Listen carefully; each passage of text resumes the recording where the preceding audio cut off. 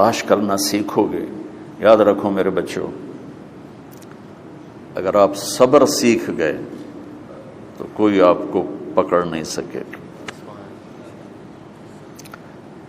یہ جو ریسنگ گاڑیاں ہوتی ہیں نا، فراری اور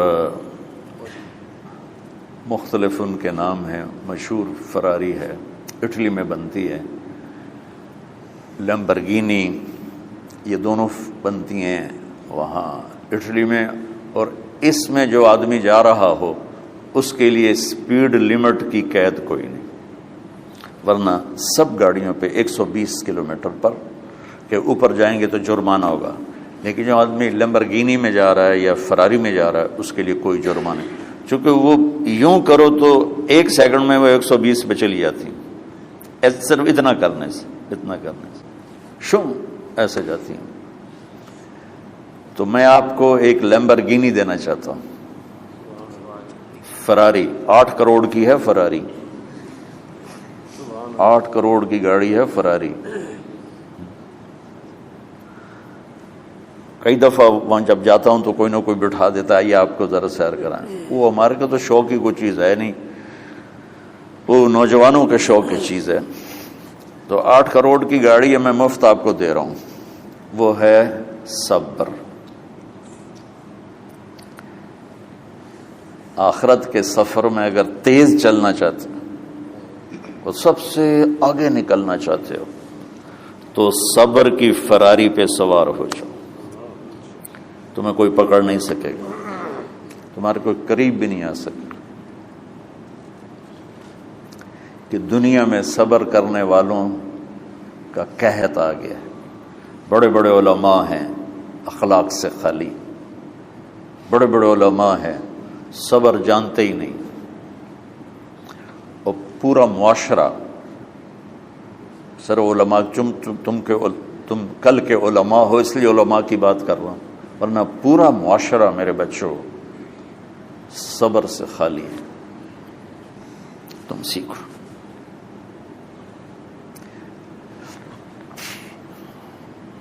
دیکھو میری ایک بات سنو، علم کی کمی ہو تو اچھے اخلاق اس کو چھپا دیتے ہیں، اخلاق کی کمی ہو تو بڑے سے بڑا علم بھی اسے چھپا نہیں سکتا۔ سارے عیب ہوں اور اخلاق اچھے ہوں تو اخلاق وہ چادر ہے جس میں سارے عیب چھپ جائیں گے، بس ساری صفتیں ہوں اور بد اخلاق ہو تو ہر صفت کو بد اخلاقی چھپا دے گی۔ میرے نبی نے نماز لمبی پڑھی، اللہ نے روک دیا، کہا نہیں چاہیے، ما انزلنا علیک القرآن لتشقی، مختصر نماز پڑھیں، درمیانی نماز پڑھیں۔ پیسہ سارا خرچ کر دیا، اللہ نے روک دیا، ولا تبسطھا کل البسط، میرے نبی سارا خرچ نہ کرو، کچھ بچا کے بھی رکھو۔ تبلیغ میں اپنی جان کھپائی، اللہ نے اس سے بھی روک دیا، فلا تذهب نفسک علیہم حسرات، تبلیغ کرو خود نہ مر جاؤ۔ تبلیغ کتنا بڑا عمل ہے، اللہ نے کہا اعتدال۔ نماز کتنا بڑا عمل ہے، اللہ نے کہا درمیانہ ہاتھ رکھو۔ مال خرچ کرنا کتنا بڑا عمل ہے، اللہ نے کہا درمیانہ ہاتھ رکھو۔ جب میرے نے میں نے اخلاق میں بلند پرواز دکھائی تو اللہ نے کہا شاباش انک لعلی خلق عظیم، میرا نبی میں آپ کو شاباش دیتا ہوں، آپ کے اخلاق بڑے عالی شان۔ یہ نہیں کہا کہ اتنے بھی ذرا تھوڑا اکھ بھی کھائی کر، کوئی کوڑا ہویا کر۔ تو تم مولوی بڑے غسیلے ہوتے ہو، تم میرے بچے بیٹھو نا، اس لیے بات کر رہا ہوں۔ صبر نام کی شے ہی نہیں ہوتی۔ فقہ پڑھنا تو ہماری مت ماری جاتی۔ قرآن کو بھی فقہ کے انداز میں پڑھتے ہیں، حدیث کو بھی فقہ کے انداز میں پڑھتے ہیں۔ بخاری سے زیادہ امام بخاری پڑھاتے ہیں۔ ترجمۃ الباب پہ اتنا وقت لگا دیتے ہیں کہ حدیث جو اصل چیز ہے اس کی طرف توجہ نہیں جاتی۔ امام بخاری کی کتاب کا مقدمہ کوئی نہیں، تو اس پر جب بخاری شروع ہوتی ہے تو ہفتہ ہفتہ اس پہ سبق چلتا ہے کہ امام بخاری نے مقدمہ کیوں نہیں لکھا، جی میں سارے مل کے یعنی امام صاحب نے تو گلاں کی جان۔ میں اس کا اتنا آسان 1 منٹ میں اس سارے سبق کو ختم کر دیتا ہوں بخاری شریف کے، کہ دیکھو بھائی امام صاحب کا دل نہیں کیا مقدمہ لکھنے کو، اس لیے انہوں نے نہیں لکھا۔ گل مک۔ ایک حدیث کے عنوان اور حدیث میں جوڑ نہیں تھا، تو شیخ رمزی بہت بڑے فاضل آدمی ہمارے فیصل آباد، میں نے کہا شیخ یہ جوڑ کوئی نہیں، کہ شیخ ھذا من اصعب ابواب البخاری، یہ بخاری شریف کے مشکل ترین ابواب میں سے۔ میں نے کہا بڑا آسان کام ہے، امام بخاری بھول گئے، ترجمہ کوئی اور تھا، حدیث کوئی اور لکھ دی، بھول گئے، بشری تو ہیں، کیوں بچوں نے مصیبت پان دیا۔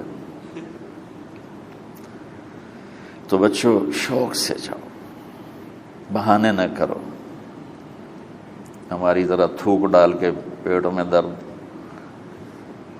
وہ شامہ پہ جان گیا پھر توڑیاں۔ ٹھیک ہے نا، میں زیادہ بول نہیں سکتا ہوں، ضروری سمجھ کے آیا تھا کہ تم خوشی سے جاؤ۔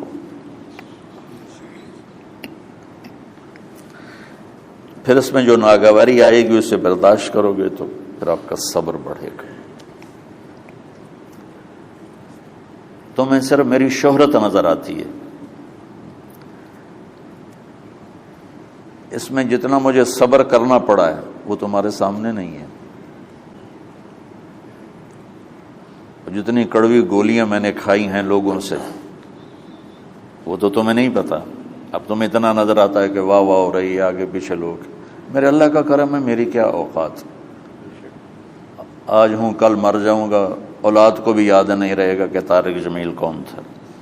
جو ہے اس میرے رب کا کرم ہے، مجھے اپنی شہرت سے کبھی دھوکہ نہیں لگا۔ تو میرے بچوں اس لیے بتا رہا ہوں، کوئی فخر نہیں، کہ مجھے اپنی شہرت سے کوئی دھوکہ نہیں، ایک لمحے کے لیے بھی مجھے دھوکہ نہیں۔ میرے دل کی گہرائیوں یہ بات اتری کہ سب میرے اللہ کا فضل ہے، اور برائی کرنے والا اور اچھائی کرنے والا میری نظر میں برابر ہو گیا ہے۔ برابر ہونے کا مطلب پہلے سمجھو، تم مجھے گالی دو گے مجھے تکلیف ہوگی، تو میری تعریف کرو گے مجھے خوشی ہوگی، اس کو برابری نہیں کہتے، وہ تو ایک طبعی چیز ہے۔ یہ میں نے ہاتھ پہ اپنا ہی ہاتھ مارا تو اس کو درد ہو رہا، تو اگر میں مولوی شوکت صاحب سے بدتمیزی سے بات کروں گا تو ان کو تکلیف ہوگی، اور میں ان کی قربانیاں بیان کروں گا۔ یہ ذرا کھڑے ہونا، ادھر ہاتھ دو، یہ اس سارے نقشے کے بانی ہیں، یہ پہلی اینٹ ہے۔ یہ 3000 روپے اس وقت لے رہے تھے 1985 میں 86 میں کراچی،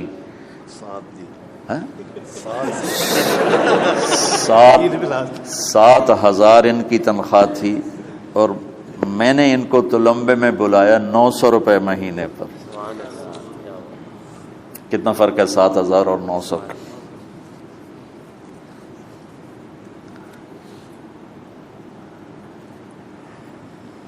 لوگ میری تعریف کرتے ہیں، میں اللہ کا شکر ادا کرتا ہوں، اور اس پہ میں تکبر میں نہیں آتا۔ یہ ہے مدح اور ذم برابر ہو جائے، یعنی تعریف کرنا اور برائی کرنا برابر ہو جانے کا مطلب یہ نہیں ہے کہ برائی کرنا سن کے اثر نہیں ہوتا اور تعریف سن کے اثر نہیں ہوتا، نہیں، برابر ہونے کا مطلب بتا رہا ہوں، اس کی توفیق تائید رحمت اپنی اولاد کو بتا رہا ہوں۔ کوئی میری تعریف کرتا ہے میں اللہ کا شکر ادا کرتا ہوں اور اپنے آپ کو بھولتا نہیں ہوں، کوئی میری برائی کرتا ہے تو میرے دل میں اس کے لیے کوئی منفی جذبہ نہیں پیدا ہوتا۔ یہ ہے اچھائی برائی کو برابر کر دینا۔ کہ میرے اوپر مختلف الزام لگتے ہیں تو میں ان کو پی جاتا ہوں، اور اس طرح کا معاملہ کرنے والوں سے اپنے دل کو بالکل صاف رکھتا ہوں، بالکل صاف، اور میرا ان سے معاملہ اسی طرح ہوتا ہے جیسے پھر آؤ جی اپنی وجہ سے کبھی کسی سے قطع تعلق نہیں کرتا. تو بچوں صبر بہت بڑی دولت، یہ تمہاری تبلیغی زندگی میں بھی کام آئے گی، علمی زندگی میں بھی کام آئے گا، جب تم گھر والے بنو گے، شادیاں ہوں گی، اس وقت یہ کام آئے گا. ٹھیک ہے، اب بہانہ تو نہیں کرو گے نا، خوشی سے جاؤ گے نا. چلو السلام علیکم.